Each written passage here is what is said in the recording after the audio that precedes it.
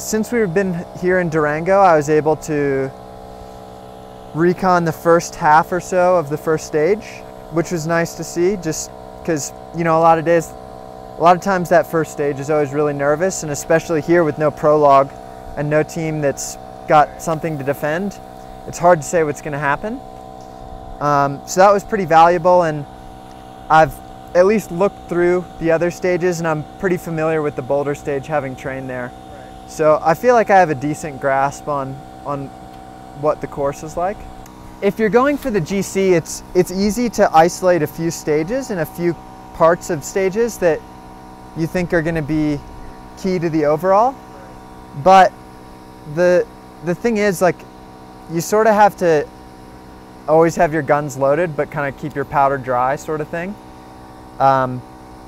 Because, you know, a flat day, you could have crosswinds and it could split and then you lose time and that's it.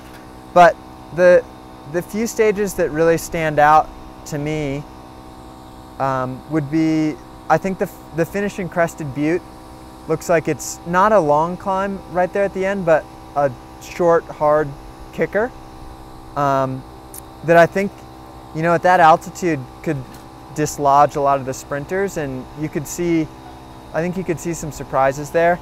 I think Flagstaff will be decisive, of course, and obviously the final day time trial will decide things at the end. The climbing part comes pretty easily to me, but there are a few things that I really need to improve on, and one of them being just like pack positioning and pack skills, which I've gotten a lot better at this year, but I still have, I think, a lot of room to improve and just learn how to conserve energy and stay safe and be at the front, and also time trialing. I mean, they call it the race of truth for a reason, and there's no hiding in a time trial. And while I think I've improved a little bit this year, I still have a ways to go, and that's something I'd really like to focus on in the future.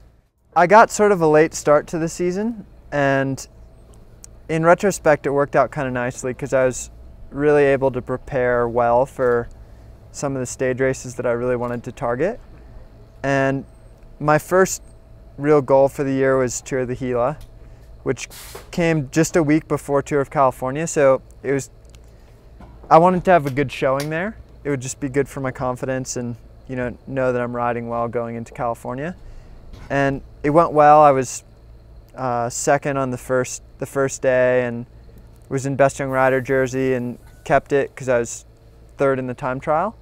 And then we were hoping to win the overall on the last day, and we put a couple guys in the break, but it just got to be too big of a gap, and I ended up third there and was Best Young Rider, and then my teammates Lawson and Ian went 1-2 on the final stage.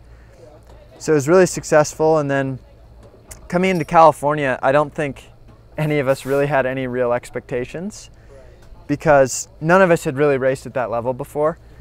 And we, the riders, and also Axel, I think, would have been happy with just about anything. You know, if all we were able to do was get in breakaways and get some TV time, then that was fine. If we could, you know, try and mix it up in the field sprints, that's great too.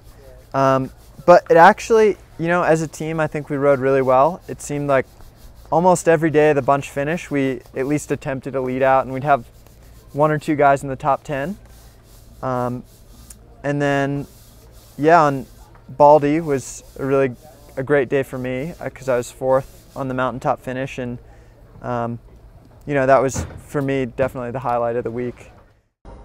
Well, I started out mountain biking just for fun. I wasn't into racing, and I was a sophomore in high school, and I did that for a year or two, and I went to my first mountain bike race, I think when I was a junior, and gradually got into doing some mountain bike racing, picked up cyclocross, and in 2010, that was my first year racing on the road.